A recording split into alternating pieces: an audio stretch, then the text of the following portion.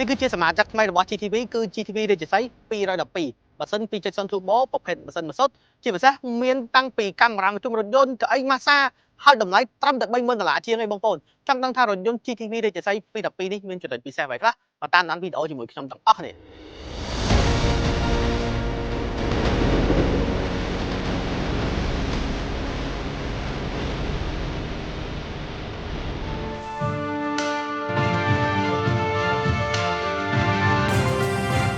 ជំរាបសួរបងប្អូនទាំងអស់គ្នាស្វាគមន៍មកកាន់វីដេអូថ្ងៃពីខ្ញុំបាទលៀបអញ្ចឹងវីដេអូនេះខ្ញុំនឹងនិយាយពីចំណុចពិសេសរបស់រថយន្ត GTV Register 212បាទតែខ្ញុំលើសូឈ្មោះដំបូងខ្ញុំពិតជាចង់ធ្វើបទបង្ហាញជូនបងប្អូនមែនតើបងមានការចាប់អារម្មណ៍ខ្លាំងមែនតើដោយសារតម្លៃល្អខ្លាំងត្រឹមតែ$30000ជាងហើយមើលរថយន្តនេះបងប្អូនហើយជារថយន្តម៉ាស៊ីនសុទ្ធប៉ុន្តែខ្ញុំជិះមកមិញខ្ញុំហ៊ាននិយាយថាបងប្អូនច្បាស់ជាភ្ញាក់ផ្អើលជាមួយរថយន្តនេះនៅពេលបងប្អូនបានឡើងជាន់ម៉ាស៊ីន270 Turbo ម៉ាស៊ីនម៉ាស៊ុតនេះជាន់ខាងក្នុងហាក់បីដូចជាមានអារម្មណ៍ថាជិះឡានសាំងវាអត់ទៅលឺសំឡេងឯងចូលមកក្នុងទេខ្ញុំពិតជាភ្ញាក់ផ្អើលខ្លាំងមែនតើហ្មងរថយន្ត GTV Register 212នេះបំពាក់ដោយម៉ាស៊ីន270 Turbo ប្រភេទម៉ាស៊ុតកម្លាំងដល់ទៅ125 kW បើយើងនិយាយពី horsepower គឺ167 horsepower បងប្អូននិយាយរួមទៅកម្លាំងប៉ុណ្នេះខ្ញុំជឿជាក់ថាបងប្អូនជិះដឹងតែពេញចិត្តហ្មងជិះបានគ្រប់ស្ថានភាពផ្លូវ270 Turbo ហើយកម្លាំងរមួលហ្មង410 Nm អស់ចាមែនតើអញ្ចឹងចូលមកដល់រូបរាងបងប្អូនអាចទស្សនាបានអញ្ចឹងរថយន្តនេះធ្វើមកគឺសម្រាប់បងប្អូនបើក off road តែម្ដងព្រោះរថយន្តនេះគឺជាប្រភេទប៉ង់2បងប្អូនហើយម៉ូដនិយាយទៅម៉ូដនៃការបើកបោះច្រើនមែនតើឥឡូវយើងមកមើលផ្នែកខាងមុខតិចសិនខាងមុខនេះបងប្អូនអាចមើលបាននេះកម្ពស់ពីដីល្អខ្លាំងមែនតើហ្មងបើយើងគិតជាមុំដឺការ៉េអានេះ43ដឺការ៉េបងប្អូនអញ្ចឹងដល់ពេលដែលបងប្អូនជិះឡើងលើថ្មលើអីខ្ពស់គឺអត់ប៉ះទេបងប្អូននេះសបកកង់គេក៏កាឡាសម្រាប់បងប្អូនយកទៅ off road ដែរលយមែនតើហ្មងមាន7កាងបាទមាន sensor ខាងមុខ4គ្រាប់កាមេរ៉ា360ហើយកាមេរ៉ាគេលយខ្លាំងមែនតើបងប្អូនអាចមើលទាំងកង់ឆ្វេងកង់ស្ដាំច្បាស់មែនតើហើយសំខាន់គឺជាប្រភេទកាមេរ៉ាមើលឃើញដល់បាតទៀតអញ្ចឹងពិតជាងាយស្រួលក្នុងការបើកបោមិនថានៅក្នុងក្រុងឬក៏បងប្អូនទៅតាមបណ្ដាខេត្តទេបងប្អូនហើយមកជាគៀងគេការរចនាបាទអំពូលគេបាទមាន2គ្រាប់ហើយដេកថាមគេមូស្អាតមែនតើបងប្អូនគាត់តែយើងប្រឆេះចេញមកគឺមានអារម្មណ៍ថាទំនើបមែនតើបងយើងនៅការរចនានេះចេញមកមើលទៅវាពិតជាស័ក្តិសមសម្រាប់បងប្អូនដែលថាគាត់ចង់បានរថយន្តសម្រាប់ការសងប្រេងទៅណាក៏បានណាគឺអត់ខុសបងប្អូននេះការរចនាស្អាតមែនតើបងប្អូនឥឡូវមកមើលផ្នែកចំហៀងរបស់ខ្ញុំបន្តិចអញ្ចឹងសម្រាប់យ៉ានកង់នេះកាឡាគេកាឡា AT បើយើងនិយាយពីទំហំគឺ265 70 AR17 បងប្អូននេះហើយជាមួយ logo 212មកទៅស្រស់ស្អាតមែនតើប្រភេទពណ៌ខ្មៅបងប្អូននេះក៏មានអក្សរ logo 212ហើយមានឈ្នាន់ជាន់ជាពិសេសតិចក្តោបគេនេះកញ្ចក់នេះជាប្រភេទតិចក្តោបអូតូមានកាមេរ៉ាយើងទៅ option ឡាននេះប្រភេទ off road ប៉ុន្តែ option គឺសឹងតែទំនើបជាងឡាន SUV មួយចំនួនទៀតឆ្កាញ់ត្រង់កៅអីតាកង់មានកៅអីម៉ាសាទៀតបងប្អូនវា option ច្រើនមែនតើហ្មងបើយើងនិយាយពីទំហំ GTV Register 212នេះតកតងនឹងបដោយណា4705 mm តកតងទៅតឹង1895 mm តកតងនឹងកម្ពស់1936 mm គម្លាតកង់មុខក្រោយ2860 mm បងប្អូនហើយដូចខ្ញុំនិយាយចឹងតកតងនឹង ground clearance គេនៅខាងមុខមិញហ្នឹងកម្ពស់គេដល់ទៅ235 mm បងប្អូនអស់ឆាមមែនតើហើយតកតងនឹងមុំកង់ដែលខ្ញុំបានបញ្ជាក់មុនហ្នឹងគឺខាងមុខ40ដឺការ៉េខាងក្រោយគឺ36ដឺការ៉េតកតងនឹងពេលបងប្អូនឡើងចុះអីចឹងវាងាយស្រួលចឹងណាបងប្អូនហើយបើយើងនិយាយពីទម្ងន់រថយន្តគឺ2235គីឡូក្រាមបងប្អូនធ្ងន់ខ្លាំងមែនតើអញ្ចឹងតកតងទំហំប៉ុណ្ណឹងស្ពេចប៉ុណ្ណឹងសំខាន់វាគប់ផ្សំនឹងតម្លៃហ្មងព្រោះរថយន្តជាទូទៅខ្ញុំខំភ័យលើតម្លៃដែរស្ពេចដែលគេឲ្យមកតើវាស័ក្តិសមអត់តែខ្ញុំជឿជាក់បងប្អូនបានបើកសាររថយន្តនេះហើយច្បាស់ជាមានអារម្មណ៍ថាជាប់ចិត្តមែនតើបងប្អូនមើលសាច់ដៃអីបាទសមរម្យមែនតើហ្មងរឿងគេចេញមកបែបលក្ខណៈ off road ហ្មងអញ្ចឹងណាអូខេបងប្អូនអញ្ចឹងតកតងនឹងផ្នែកខាងមុខក៏ដូចជាផ្នែកចំហៀងគឺមានប៉ុណ្ណឹងបន្ទាប់មកចោលបងប្អូនមកទស្សនាផ្នែកខាងក្រោយតិចថាមានចំណុចពិសេសអ្វីបន្ថែមទៀតឥឡូវចូលមកដល់ផ្នែកខាងក្រោយបងប្អូនការរចនាចេញមកអំណាចស្អាតមែនតើនេះតង់សកួរគេប៉ុណ្ណានៅខាងក្រោយហើយនេះកាមេរ៉ាខាងក្រោយបងប្អូនហើយមកខ្ញុំជិះមកខ្ញុំឃើញមានពណ៌ខ្មៅនៅក្រុមហ៊ុនតាំងស្អាតមែនតើហើយបើសិនជាបិទយកទៅបិទពណ៌សាទីនទៀតអូអំណាចបងប្អូនហើយនេះ logo GTV ហើយខាងនេះគឺ logo Register ពិតជាស្រឡាញ់ឈ្មោះ Register មែនតើបងប្អូននៅពេលដែលគេសួរយើងណាឡានឆ្មានមកអី GTV Register វាក៏ស្ដាប់មកលយបងប្អូនសូម្បីតែ GTV កូប្រៃស្ដាប់មកគឺតំណងមែនតើពេលដែលខ្ញុំឮឈ្មោះខ្មែរអញ្ចឹងមានអារម្មណ៍ថា cool មែនតើហ្មងហើយការរចនាបងប្អូន stop គេអីចេញមកលយមែនតើមូស្អាតបាទហើយសូម្បីតែកម្បាំងតុកគេកដាសlogo គេនេះលេខគេ212បងប្អូនហើយរថយន្តនេះបំពាក់ដោយប្រព័ន្ធជើងក្រោមខាងមុខគឺ Firing Rigid Exhaust Suspension ហើយខាងក្រោយគឺដូចគ្នាបងប្អូនគេធ្វើមកគឺដើម្បីសម្រាប់ងាយស្រួលក្នុងការ off road ហ្មងបងប្អូន ដើម្បីបងប្អូនជិះបានគ្រប់កលៈទេសៈផ្លូវតែម្ដងហើយសម្រាប់ផ្នែកខាងក្រោយនេះឥឡូវយើងមកមើលទំហំថាតើទំហំប៉ុណ្ណាតែចង់បញ្ជាក់ដែរបាទ sensor រថយន្តនេះទាំងមុខទាំងក្រោយ option គឺមានច្រើនមែនតើមកនេះអូកប់ផ្នែកខាងក្រោយនេះដាក់អវ៉ាន់បានច្រើនសំបីតើគៀននេះយើងអាចដាក់ដូចថាភ្ជួរអវ៉ាន់អីតិចតួចគេដាក់ម៉ែកកុំហ្មងគេ3គីឡូក្រាមបងប្អូនយើងអាចបបល់ហានេះយើងអាចបបល់ចេញមកបានទៀតណានេះអត់ដើម្បីមកដាក់អវ៉ាន់នេះនេះយកចេញមកឬក៏យើងដាក់អីចឹងណានិយាយទៅតាមការប្រើប្រាស់បងប្អូនឆ្នៃតាមជាក់ស្ដែងទៅបើយើងនិយាយពីបេះដាក់អវ៉ាន់ដោយសារតែរថយន្តនេះកម្ពស់ចេះចុះបងប្អូនដាក់អវ៉ាន់បានច្រើនដាក់ដល់លើហ្នឹងហ្មងហើយមានរុនកតុយបរិយនៅខាងក្រោយហើយខាងក្រោមនេះមានតាក់ទងនឹងឧបករណ៍ជំនួយពេលដែលយើងបែកកង់អីនានាអញ្ចឹងបងប្អូនអូខេអញ្ចឹងតាក់ទងនឹងផ្នែកខាងក្រោយខ្ញុំមានប៉ុណ្ណឹងបន្ទាប់មកកន្លែងដែលខ្ញុំចង់បង្ហាញបងប្អូនដែលពិសេសខ្លាំងគឺផ្នែកខាងក្នុងហ្មងព្រោះជិះរថយន្តនេះមានអារម្មណ៍ថាជារថយន្តមួយដែលទំនើបខ្លាំងមែនតើឆ្ងាញ់ត្រង់ថាកន្លែងតកង់មានកៅអីម៉ាស្សាហ្មង off road hot អីគេម៉ាស្សាមកមានកម្លាំងតមុខទៀតអូខេអញ្ចឹងតាក់ទងផ្នែកខាងក្រោយវិញប៉ុណ្ណឹងឥឡូវមកតាមដានផ្នែកខាងក្នុងជាមួយខ្ញុំទាំងអស់នេ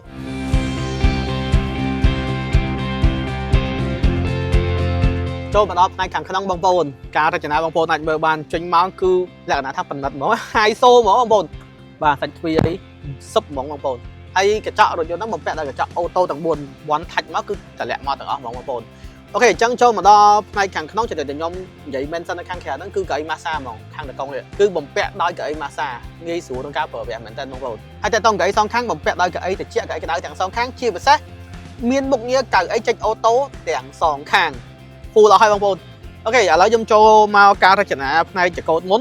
អញ្ចឹងនៅលើចង្កូតមាន logo 212ខាងស្ដាំនេះគឺកន្លែងយើងលើកទូរស័ព្ទសេរីចម្រៀងអីនេះខាងឆ្វេងយើងអាច set តាក់ទងនឹង cruise control បាទយើងអាចសេរីលើនឹងបានហើយចង្កូតនេះធូរស្រួលបត់បែនមែនតើបងប្អូនហើយនៅលើផ្នែកខាងឆ្វេងនេះមុខងារបិទបើកភ្លើងគឺបិទបើកអូតូអញ្ចឹងចូលដល់ឡែងងឹតគឺវានឹងអូតូភ្លឺដែលស្វ័យប្រវត្តិហ្មងហើយខាងនេះគឺក៏មានផ្លិតទឹកអូតូដែរអូយយំទៅអូតូទាំងអស់បងប្អូនកប់សេរីខ្លាំងមែនតើហើយខាងនេះគឺកន្លែងយើងអាចបិទជាក្តោបអូតូហើយនឹងប្រព័ន្ធទប់ពេលយើងចោះចំណោតបងប្អូនបើយើងនិយាយពីកុងទ័រខាងតកង់គឺជាប្រភេទ digital ហើយ color ចេញមកច្បាស់មែនតើទំហំ 10.25 inch បងប្អូនចេញព័ត៌មានមកច្បាស់ហ្មងយើងអាចសេរី sport mode អីវាឃើញលើនឹង animation គេចេញមកលយហ្មងគូខ្លាំងមែនតើបងប្អូនចូលមកដល់ផ្នែកអេក្រង់កណ្ដាលនេះបងប្អូនអញ្ចឹងទំហំធំមែនតើ 12.3 inch បងប្អូន touch screen smooth ល្អយើងអាចមើលមុខងារផ្សេងៗនៅក្នុងហ្នឹងហើយ try mode មានច្រើនមែនតើមាន standard ហ្នឹងស្មើនឹង normal អញ្ចឹងណា economic សំចៃមាន sport លយផងមាន sport ទៀតហើយជន់បានហ្មងខ្ញុំសាកជន់មិញមែនតើ snow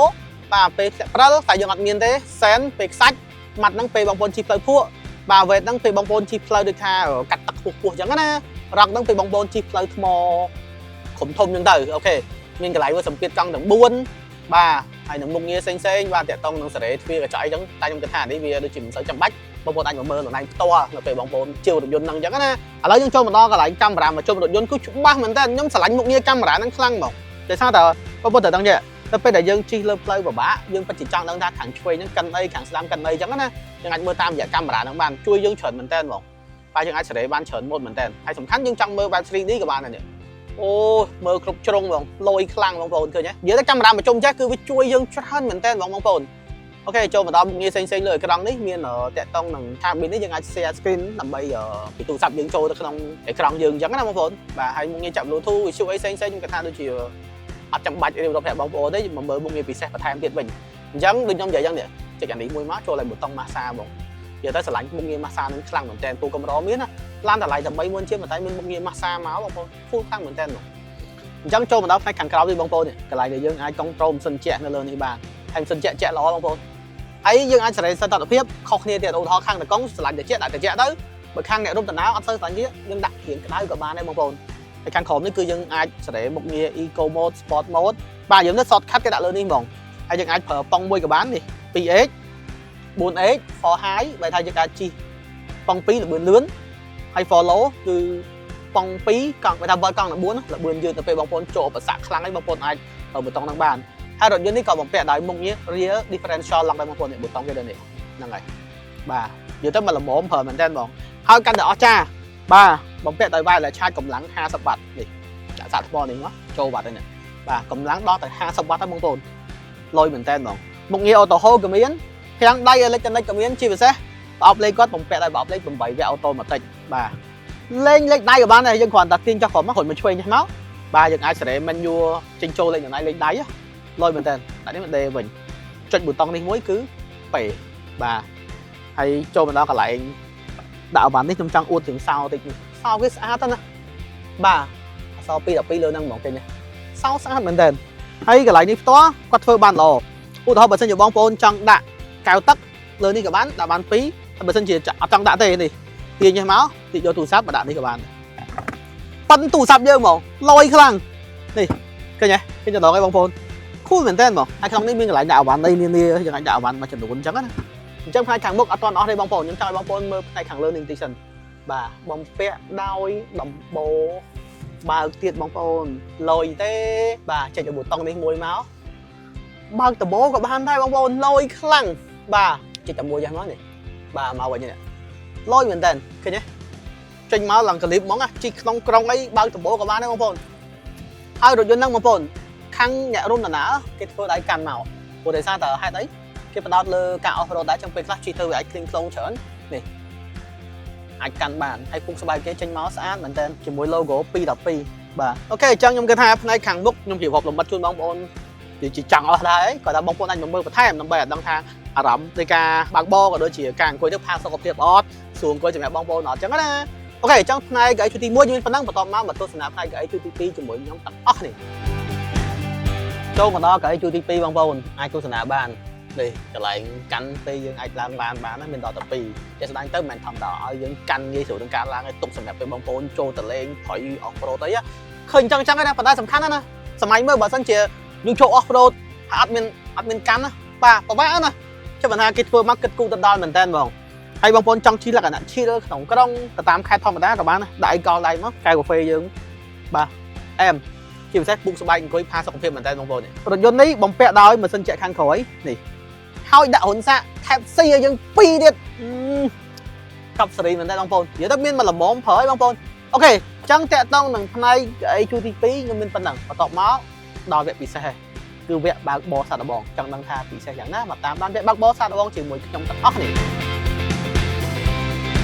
អូខេបងប្អូនចូលដល់វគ្គបើកបរសាកល្បង GTV រាជសី212ហើយអញ្ចឹងរថយន្តនេះគឺដល់ពេលមាន sport mode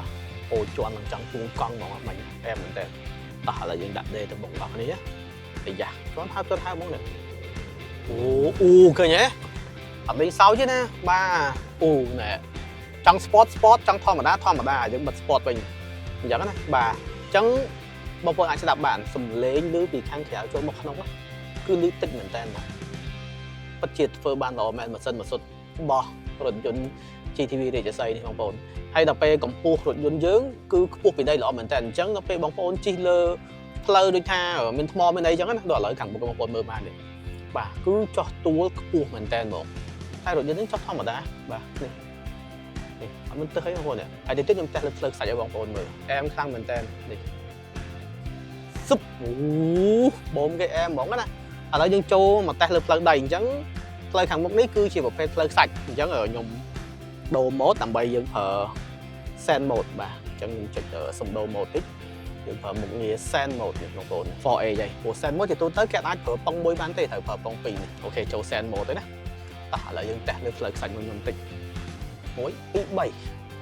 ដាក់កាមេរ៉ាយើងត្រៀមយេអូមកហើយបងប្អូនស៊ីផុយអូអែមែនតើអូគ្មានអីប្រាំងសោះបងប្អូនយើងជិះដោយទំនុកចិត្តហ្មងអត់បាច់បារម្ភទេបងប្អូនបាទងាយស្រួលមែនតើបងហើយថាជិះទៅជាប់អីទេសំខាន់គឺខ្ពស់ពីដីល្អចង់ជិះមិនក៏បានអត់មានអារម្មណ៍ថាខ្លាច់ជាប់ខ្លាច់អីទេបងប្អូនម៉ូតគេត្រាយម៉ូតបើកបោកគេច្រើនណាស់បាទនេះឡើងវិញជិះទៅលឿនជិះទៅយឺតក៏បានដែរ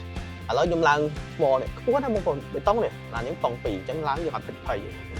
វ៉ាវអូអែមមែនតើ